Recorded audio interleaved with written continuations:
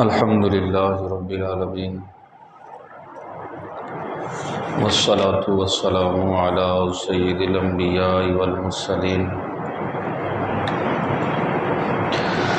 अम्मा बाद फ़अऊज़ु बिल्लाहि मिनश शैतानिर रजीम बिस्मिल्लाहिर रहमानिर रहीम व यु'थिरूना अला अनफुसिहिम वलौ काना बिहिम खसासा सदक़ल्लाहुल अज़ीम व सदक़ रसूलुहुन नबियुल करीमुल अमीन व क़ालल्लाहु तबारक व तआला फ़ी शानि हबीबिक इन्नल्लाहा व मलाइकतहु युसल्लूना अलन नबी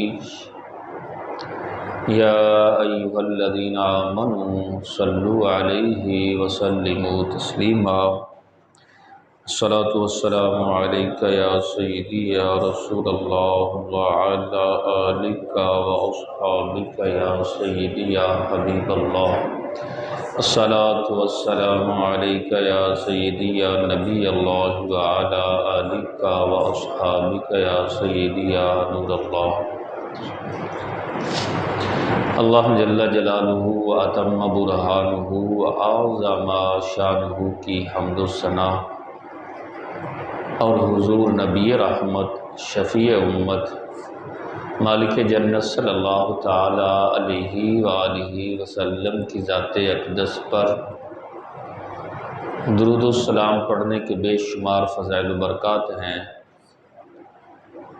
कि हज़रत अबूल मवाहिब रहमतुल्लाहि ताला अलैह फ़रमाते हैं कि एक रात मैं सोया तो किस्मत का सितारा चमक उठा कि मैंने ख्वाब में आका करीम अलैहिस्सलाम की ज़ियारत की।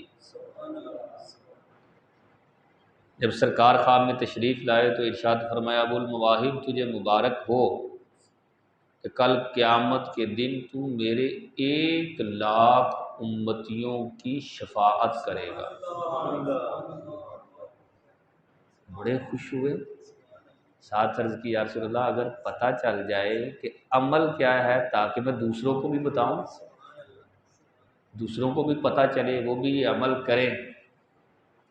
आका करीम अलैहिस्सलाम ने इरशाद फरमाया, तुम मेरी ज़ात पर दुरूद सलाम पढ़ते हो और पढ़कर फिर उसका सवाब मेरी बारगाह में नज़र करते हो, इसी वजह से अल्लाह ने तुम्हें ये फ़जीलत अता फरमानी है।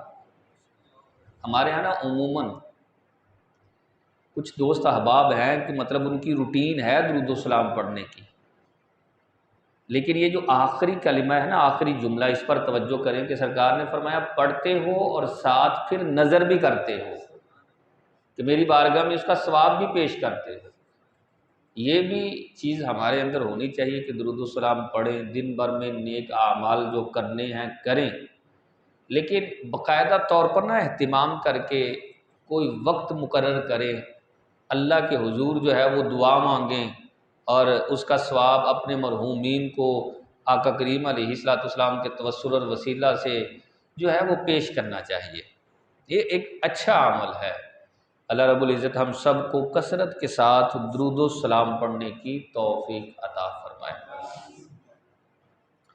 याद रखें, दुनिया में जितने मज़ाहिब हैं ना, वो कुछ ना कुछ अखलाक की बात करते हैं, लेकिन इस्लाम ना, इस्लाम ये तो आला तरीन अखलाक की बात करता है। छोटे मोटे अखलाक तो सारे, मतलब जिस तरह कोई आया तो आपने कहा जी बैठें, पानी पिला दिया, चाय पिलाई, खाना खिला दिया, उसके पास कुछ देर बैठकर गुफ्तगू कर ली, ये छोटे मोटे अखलाक हैं, ये तो तकरीबन सारे लोग करते हैं। लेकिन इस्लाम आला तरीन अखलाक का हुक्म देता है। क्यों भाई? इसलिए कि फरमाया कुन तुम खैरा उम्मा, तुम सबसे बेहतरीन उम्मत हो। छोटे मोटे अखलाक तो पिछली उम्मतों के अंदर पाए जा रहे हैं, लेकिन तुम बेहतरीन हो तो तुम्हारे अखलाक भी सबसे ज़्यादा बेहतरीन होने चाहिए। इसीलिए आका करीम अलैहिस्सलाम ने इरशाद फरमाया कि मैं आला तरीन अखलाक को, छोटे मोटे नहीं, आला तरीन अखलाक को मुकम्मल करने के लिए दुनिया में भेजा गया हूँ। इस्लाम के बुनियादी दुरूस के अंदर जिन अकायद और जिन अखलाकियात का हुक्म दिया गया है, उनमें से एक वसफ़ ये है कि अपनी ज़ात से बढ़कर, अपनी ज़ात से निकलकर दूसरों के मुतालिक सोचना, खुद गर्जी ना करना। हमारे मुआशरे के अंदर खुद गर्जी आती जा रही है। मैं कहता हूँ मैं, मेरे बच्चे, मेरी बीवी, मेरा कारोबार, थोड़ी देर होती है फिर कहता हूँ मैं, शाम को भी फिर मैं ही कहता हूँ यार मैं, मुझसे किसी ने आज पूछा ही नहीं है, मेरी कोई अहमियत ही नहीं है, मेरी कोई सुनता ही नहीं है। ये खुद गर्जी है। हम खुद गर्जी के गोया के जाल में उलझ गए हैं। यही सोचते हैं बस मेरा घर हो जाए, मेरा कारोबार हो जाए, मेरा सेटअप, भाई बहन, रिश्तेदारियां, दोस्त अहबाब। मैं कहता हूँ ये मुझे कोई इनसे सरोकार नहीं, मैं अपने घर में बस सुखी होना चाहिए, दूसरे का मुझे कोई ख्याल नहीं। सुने ज़रा हदीस सरकार के सोने लफ्ज़ हैं। आका करीम अलैहिस्सलाम ने इरशाद फरमाया, जब तुम अपने भाई की ज़रूरत को पूरा करते हो तो अल्लाह तुम्हारी ज़रूरत को पूरा करने में लग जाता है। अल्लाह फिर तुम्हारी ज़रूरतें भी पूरी फरमाएगा। यार ज़रा सोच का म्यार बदलें। ये जो छोटी सोच है इसको खोलकर बड़ा करें ना यार। अपने अलावा किसी और को भी सोचना चाहिए। देखिए ना, अल्लाह रब्बुल इज़्ज़त ने कुरान पाक में इरशाद फरमाया, वयुसिरूना अला अनफुसिहिम वलौ कान बिहिम खसासा, और वो अपनी जानों पर दूसरों को तरजीह देते हैं अगरचे वो खुद ज़रूरतमंद, खुद उनको उस चीज़ की ज़रूरत है, लेकिन वो दूसरे के बारे में सोचते हैं। मुझे याद आया एक वाक़या कि एक सहाबी, गरीब सहाबी थे। कहते हैं कि मैं जिस गली में रहता वो भी उमूमन सारे सहाबा जो है ना वो गरीब ही थे। तो कई दिनों से बच्चे फरमाइश कर रहे थे कि अब्बू जी गोश्त खाने को जी चाह रहा है, लेकिन मेरे इतने वसाइल नहीं थे। हम तो मतलब रोज़ाना की बुनियाद पर गोश्त खा रहे हैं ना, कभी शवारमे की सूरत में, कभी बर्गर की सूरत में, इसके अलावा हज़ारों किस्म की डिशें हमारे जहन में होती हैं। लेकिन गरीब तो अपनी ज़रूरत को पूरा करने को तरसता है। वो कहते हैं कि जब बच्चे मांगते और मैं पूरा ना कर सकता तो एक सीने पे बोझ था, यार बच्चे मुझसे एक खाने की चीज़ ही तो मांग रहे हैं। कहते थोड़े थोड़े पैसे जमा किए तो मैं कसाई की दुकान पर गया तो पता चला तो रेट ज़्यादा है गोश्त का, पैसे थोड़े हैं। तो मैंने थोड़े पैसे देकर ना उससे कहा कि यार मुझे तुम ना सिरी दे दो। सिरी का गोश्त ना उमूमन सस्ता होता है दूसरे गोश्त की बनिस्बत। मैं सिरी का गोश्त लेकर आया तो गली में दाखिल हुआ तो दिल के अंदर ख्याल आया, यार अगर मेरे बच्चों के दिल के अंदर गोश्त खाने का ख्याल आ रहा है या मुझे पसंद है तो हो सकता है मेरे हमसाये के बच्चों के दिलों में भी ये ख्याल आ रहा हो। घर नहीं गोश्त लेकर गए, हमसायों का दरवाज़ा खटखटाया, कहा यार ये गोश्त है, पका लो खा लो। अपनी ज़ात को तरजीह नहीं दी। और वो कैसे सारे सहाबा थे, सुफा की यूनिवर्सिटी के तालिब इल्म थे जिनकी तरबियत मेरे महबूब ने फरमाई हो, वो कैसे निखरे। उनके दिल में भी ख्याल आया हो सकता है यार साथ वाले को ज़्यादा ज़रूरत हो। कुछ 7-8 घर थे, हर घर से फिरकर वो गोश्त जिस सहाबी ने पहली मर्तबा दिया था ना उसी के घर आ गया। कुर्बान जाऊं, उनका अंदाज भी कितना प्यारा है। उसने घर वाली से कहा, उस सहाबी ने, पकाना ज़रा शोरबा ज़्यादा कर लेना। कहा मेहमान आने हैं? कहा नहीं मेहमान नहीं आने, ये जितने घरों से फिर कर आइए ना सबके घर में एक एक छन्नी जो है वो शोरबे की भेज दी है, सारे मिलकर हम खाएं। दूसरों के बारे में सोचना, अपनी ज़ात से निकलकर। मेरी सोचों का महावर मैं ही हूँ। अच्छा मेरी गाड़ी है अभी, अच्छा ठीक है, ये ना पुराना कोई मॉडल हो गया, अब नई होनी चाहिए। मेरे पास पुराना मोबाइल है, अब नया होना चाहिए। मैं जिस मुआशरे में रहता हूँ ना, ये मुआशरा अच्छा नहीं है, ये यहाँ लोकेशन ठीक नहीं है, अब दूसरी जगह जाना चाहिए। मैं अपनी ख्वाहिशात को पूरा करने में लग गया। मेरे बाबा जान दामत बरकातहुमुल आलिया के तरबियत याफ्ता निगरान शुरा हाजी इमरान साहब एक बयान में फरमा रहे थे कि हमें चाहिए कि अपनी ख्वाहिशात को रोकें, ख्वाहिशात को तर्क करके ना किसी की ज़रूरत को पूरा कर दें। यार यकीन माने, जब इंसान किसी की ज़रूरत को पूरा करता है ना, उसकी रूह को ताजगी मिलती है और वो अपने आप को हल्का महसूस करता है और उसे गोया के ईमान की लज्जत महसूस होती है। अपनी सोच का म्यार बुलंद करना है हमने। बस ये छोटी सी सोच जो है ना, अपने मुताल्लिक की जो इर्द गिर्द घूमती है, इसको फैलाना है। यार एक दरवेश आदमी थे, उनके पास ना 2 दुनियादार गए, कहने लगे बाबा जी आप भी खाते हैं, हम भी खाते ही हैं, आप भी बेहतरीन कपड़े पहनते हैं, हम भी कपड़े ही पहनते हैं, लेकिन हम दुनियादार और आप जो है इज्जतदार, हमारी वक़्त ही नहीं है। तो बाबा जी दरवेश आदमी से कहने लगे यार इसका जवाब तुम्हें प्रैक्टिकल करके ना दिखा दूं, क्योंकि कई लोग ना थोड़े सियाने होते हैं और जो सियाना आदमी है ना उसको प्रैक्टिकल करके दिखाना पड़ता है। कहने लगे जी इससे अच्छी क्या बात है, प्रैक्टिकल करके दिखाएं। आपने ना 2 लकड़ियां मंगवाई और उनका बाजू, जैसे बाजू टूट जाए ना तो बांधते हैं, बांध दिया और उनके सामने रोटी रखी और साथ सालन रखा, फरमाया तुमने ये रोटी खानी है। और आपको पता है ये बाजू मुंह होता है तो लुकमा मुंह के करीब जाता है। ये अल्लाह ताला ने जो इंसान को बनाया ना, बड़ा खूबसूरत और बेहतरीन जो है अंदाज के अंदर बनाया है। अब वो बाजू बंधा है, खाएं कैसे? कहा बाबा जी खा लेंगे, फिर भी ऐसे लुकमा उठाते, ऊपर करके ऐसे फेंकते, मुंह में चला जाता, कभी उधर मुंह पर गिर जाता, कभी कपड़ों पे गिर जाता।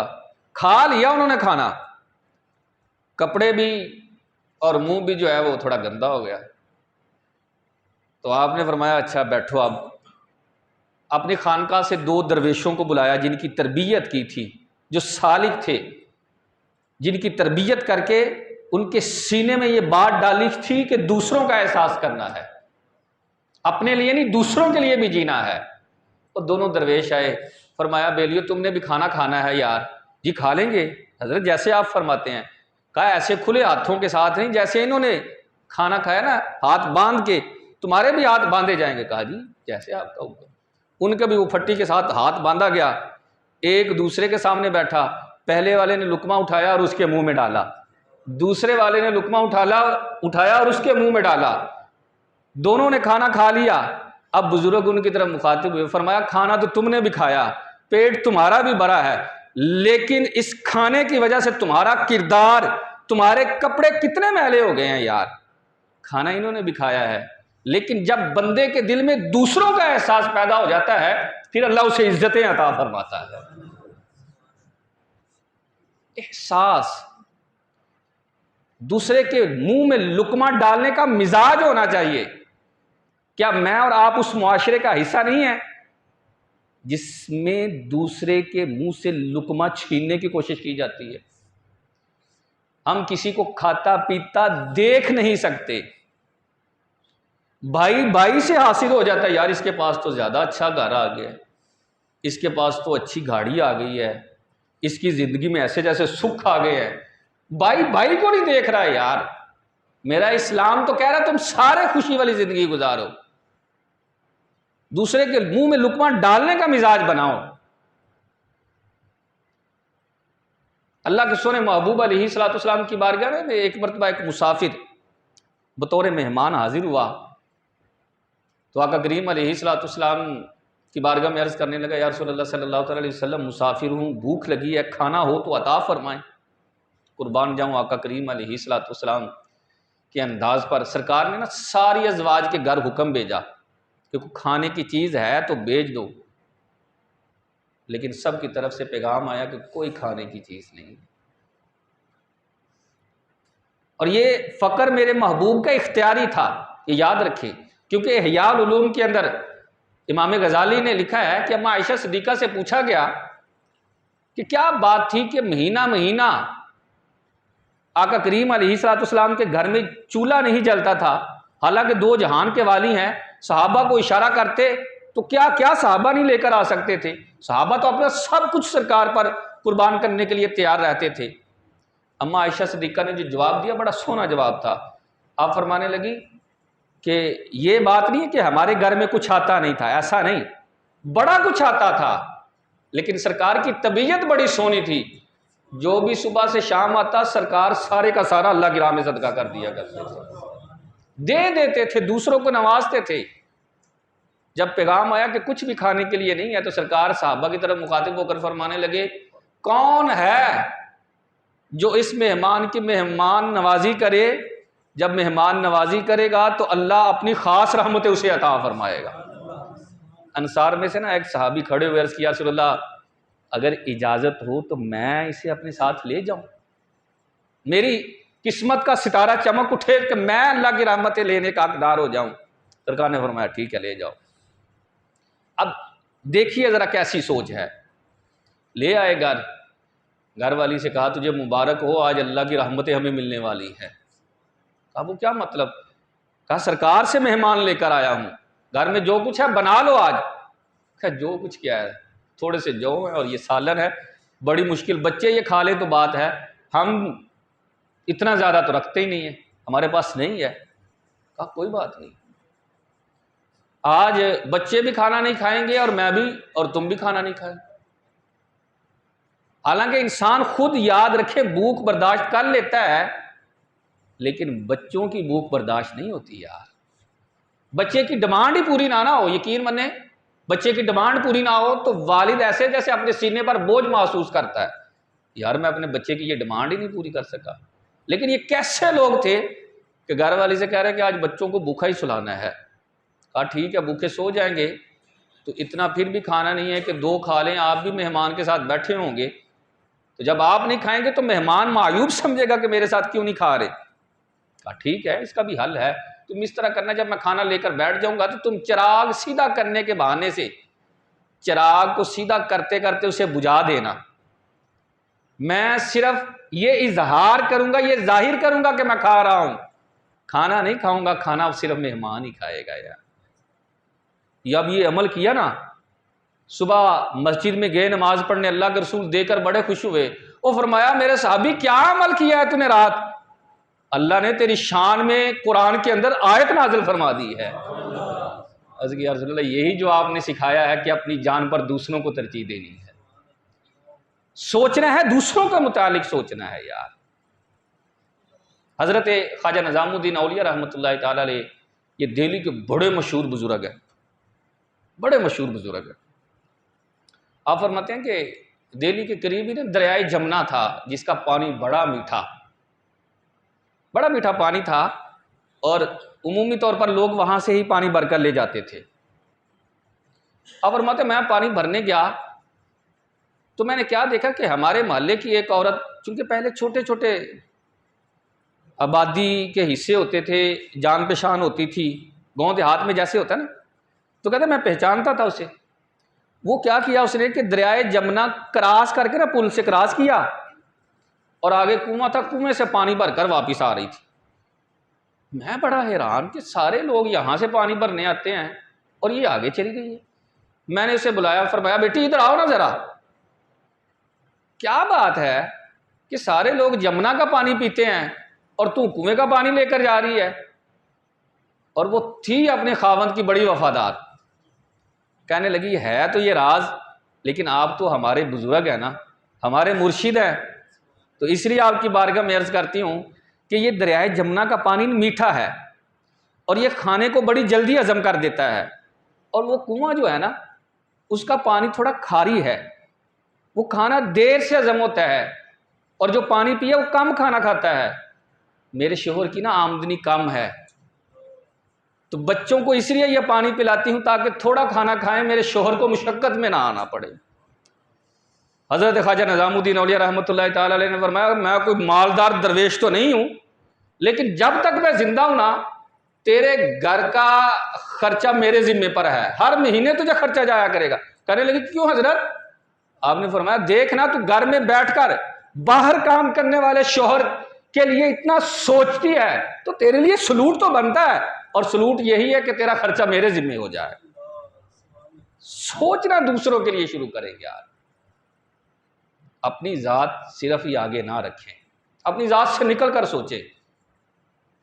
हजरत शरफुद्दीन, ये भी दिल्ली के बड़े मशहूर बुजुर्ग हैं। अल्लाह करे हमें भी अपने बुजुर्गों के नाम याद हो जाए, आमीन कह दें। ये अच्छी दुआ है, बुजुर्गों के नाम याद होना, उनसे अकीदत होना। तो हज़रत शरफुद्दीन रहमतुल्लाह ताला अलैह दिल्ली के अंदर बड़े मुरीद थे। तो आपका एक मुरीद गरीब आदमी था, उसकी 6 बेटियां थी और बड़ा खिदमत गुजार मस्जिद में रहता, खिदमत करता, आपकी बारगाह में वक्तन फ़वक्तन ये अर्ज़ करता, हज़रत दुआ फरमाइए कि अल्लाह असबाब पैदा फरमा दे, बेटियों की शादी करनी है। और उस ज़माने में एक बेटी की शादी का जो ख़र्चा था वो 1000 दिरहम था। और खानकाह के बिल्कुल सामने ना एक ईसाई का घर था जो बड़ा मालदार था, और उसे हज़रत शरफुद्दीन से बड़ा बुग़्ज़ था। वो जब मौका मिलता बुग़्ज़ निकालना शुरू कर देता। कई लोग होते हैं जिन्हें अल्लाह वालों से बड़ी नफ़रत होती है, बुग़्ज़ होता है, जहाँ बैठते हैं जहर उगलना शुरू कर देते हैं। वो भी उन्हीं में से था। और अजीब इत्तिफाक कि वो मुरीद और वो ईसाई आपस में पड़ोसी थे, दीवार एक ही थी, सांझी दीवार। एक दिन वो मुरीद बाहर निकला जो खिदमत गुजार था, गरीब आदमी, तो वो ईसाई भी दरवाजे में खड़ा था और कहा, वो यार मुझे पता चला है तू रोज़ाना अपने पीर से जाकर दुआ करवाता है और तेरे पीर ने तुझे क्या देना है, वो नहीं कुछ दे सकते। मुरीद ने कहा, यार वो मुझसे बड़ी मोहब्बत करते हैं, वो मुझसे बड़ी मोहब्बत करते हैं, अगर उनका बस चले तो आज ही मेरी बेटियों की शादी करा दे। कहा, अच्छा ऐसी बात है, तो फिर इस तरह कर लो, अपने पीर से जाकर कहो कि मेरे साथ किताबत कर ले, लिखत पढ़त कर ले कि 6000 दिरहम मैं दे देता हूं, लेकिन वो मेरे जानवरों को चारा डाला करेंगे। इतनी बात कही तो जाहिर है मुरीद था, वो अकीदत थी, लड़ाई होगी। कहा, तू कैसी बात करता है मेरे शेख के बारे में, मेरे पीर के बारे में। लड़ाई हुई ना, लड़ाई बढ़ गई। तो बात निकली तो हजरत तक भी बात पहुंची कि ईसाई ने ऐसे ऐसे कहा है। रात हुई, सारे लोग सो गए, तो आपने सर के ऊपर चादर डाली और जाकर ईसाई के दरवाजे पर जाकर दस्तखत दी। वो बाहर आया, कहा, तुमने कुछ तो सोचा होगा, क्योंकि जब बंदा कोई मुलाजिम रखता है तो सोच विचार कर रखता है, कुछ सोचा होगा मेरे मुतालिक, इसीलिए तो कहा है कि मुलाजमत का। तो मैं मुलाजमत के लिए तैयार हूँ। कहा, बाबा जा, ये तेरे बस का काम नहीं है, जाकर तस्बीह फेर, नमाज पढ़, ये बड़ा मुश्किल काम है जानवरों को चारा डालना, तू भाग जाएगा। कहा, नहीं मैं तैयार हूं ना यार, मैंने कहा है मैं तैयार हूं। कहा, बाबा सोच लो। कहा, तैयार हूं। कहा, नहीं मुझे ऐसे यकीन ही है, स्टाम्प कर लेते हैं। स्टाम्प हुआ बकायदा। जब स्टाम्प हुआ बात बढ़ गई। आपने 6000 दिरहम लेकर ना वो गरीब को दी। उसने कहा, हजरत ये क्या कर रहे हैं? वो फरमाया, कोई बात नहीं यार, तू अपनी बेटियों के जो है फराइज ये पूरे कर ले। और जब बात बढ़ी तो अमीर शहर आपकी अकीदतों में से था, वो 12000 दिरहम लेकर ना आपकी खिदमत में आया। कहा, हजरत ये रख ले और दें इसके मुंह पर मारें, कोई ज़रूरत नहीं है इसकी मुलाजमत करने की। आपने फरमाया, देने हैं तो दे, लेकिन शर्त ना लगा कि मैं उसी को दूं। तूने देने हैं ना तो दे, शर्त ना लगा। कहा, फिर जैसे आपकी मर्जी। आपने वो 12000 दिरहम उससे लिए, सुबह फजर की नमाज पढ़ाई, फजर की नमाज पढ़ाकर ना खड़े हुए, ऐलान किया, यार हमारे मोहल्ले में कोई है और कोई कि जिसकी बेटी की शादी ना हो रही हो। कुछ लोग खड़े हुए, 12000 दिरहम उनको दे दिए।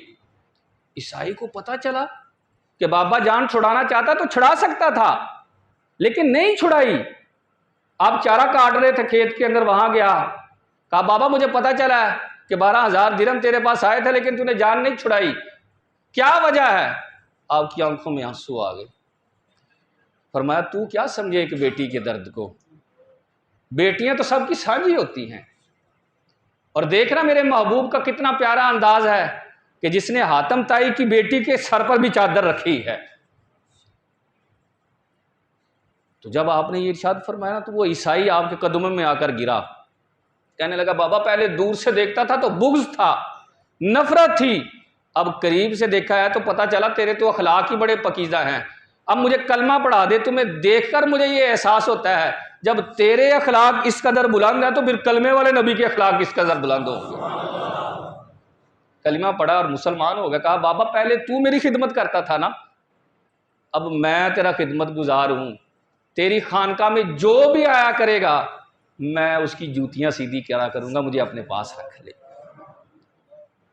हमारे बुजुर्गों का अंदाज ही दूसरों के मुतालिक सोचना है यार,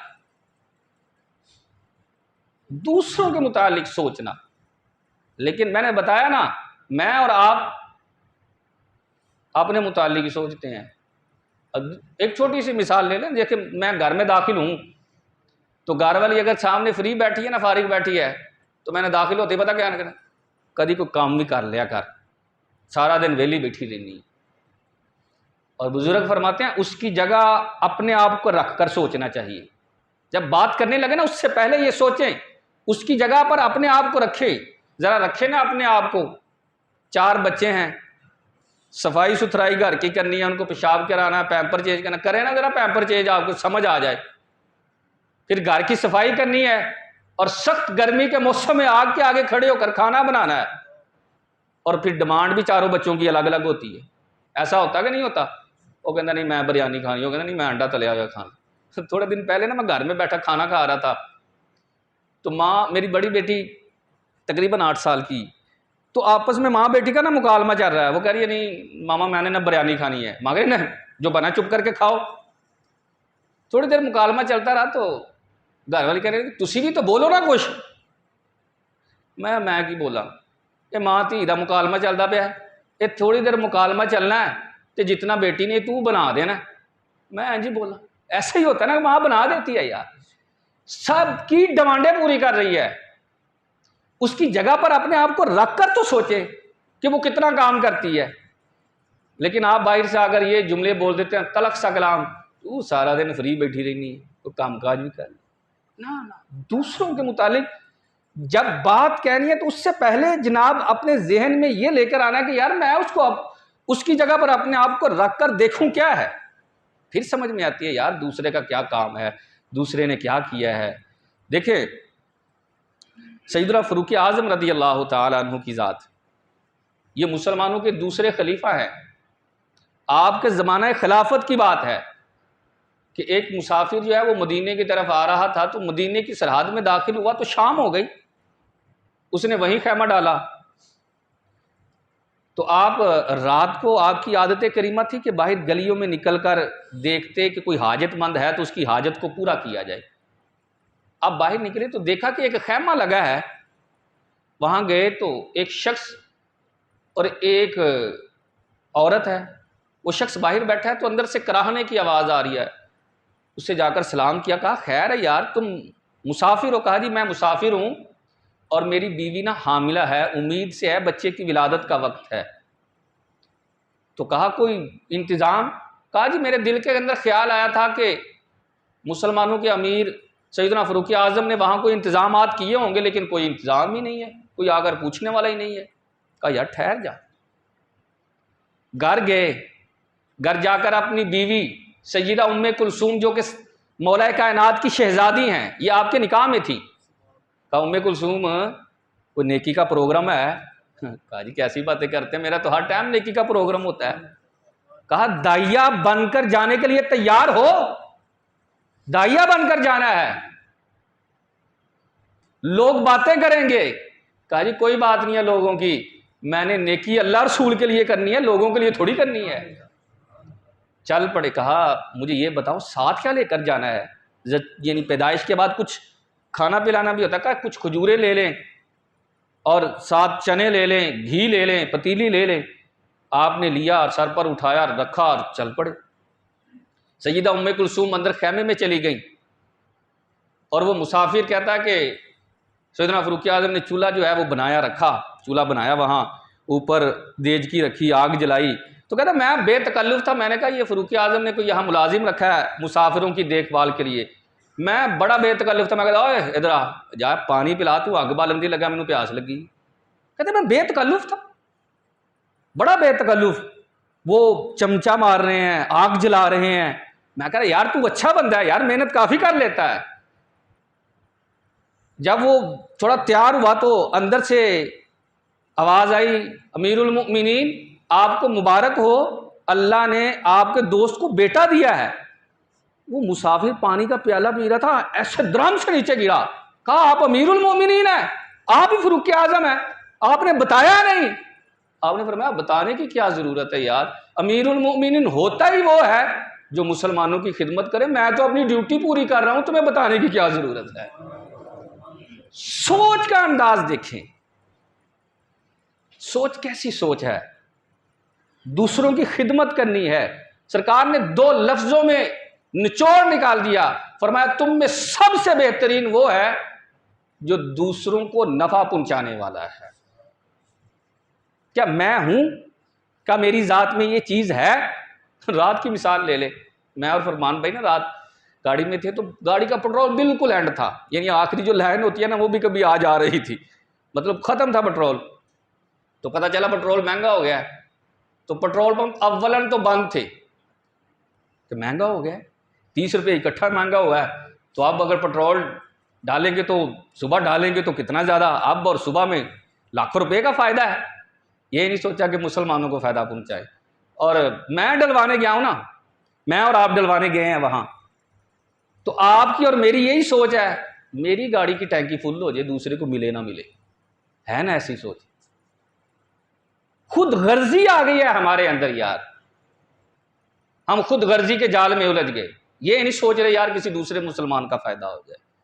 मैं दूसरे मुसलमान को फायदा देने वाला कब होऊंगा, कब मेरी जात के अंदर ये चीज पाई जाएगी कि मैं दूसरों को नफा देने वाला हो जाऊंगा। खुद गर्जी की जिंदगी तबाही है, इस्लाम ने इससे मना किया है। आए अपना जहन बनाएं, मैं उन लोगों की सीरत पढ़ूं, अपने असलाफ की, सहाबा इकराम की, अहले बैत तहार की, कि ये उमूमन ये लोग जिसे हम आजकल की ज़ुबान में सोशल वर्कर कहते हैं ना, ये वो लोग थे जो दूसरों के लिए जीते थे। हम अपने लिए जीते हैं, दूसरों के लिए नहीं। माज़ल्लाह मैंने बताया हमारा ये जहन है, इधर वाले भी मर जाने, इधर वाले भी, इधर वाले, मैं ही सुबह सबदा मालिक हूँ, सारी जायदाद मेरे को लोए, मैं अकेला ही हुकूमत करने वाला हूँ। क्या तुमने नहीं मरना यार? अंदाज बदलें, सोच बदलें। छोटी सोच है ये खुद गर्जी वाली, बड़ी सोच हो यार, मैं मुसलमानों को फ़ायदा कैसे दे सकता हूँ, मैं मुसलमानों के काम कैसे आ सकता हूँ, मैं दूसरे मुसलमानों की मदद कैसे कर सकता हूँ, मैं अपनी बहन की, भाई की, रिश्तेदारों की मुआवनत कैसे कर सकता हूँ। ये सोच रखें ना यार। इस सोच को लेकर चलेंगे तो क्या हमारा मुआशरा बेहतरीन मुआशरा नहीं हो जाएगा? बेहतरीन मुआशरा होगा यार। अमन, अमान, मोहब्बत के फूल, ये खुद गर्जियां ख़त्म करें। कोई हार मानने के लिए तैयार नहीं है। अल्लाह रब्बुल इज़्ज़त हम सब को जो है कुरान और सुन्नत का फ़हम अता फ़रमाए। आमीन बिजाह नबी सल्लल्लाहु अलैहि वसल्लम।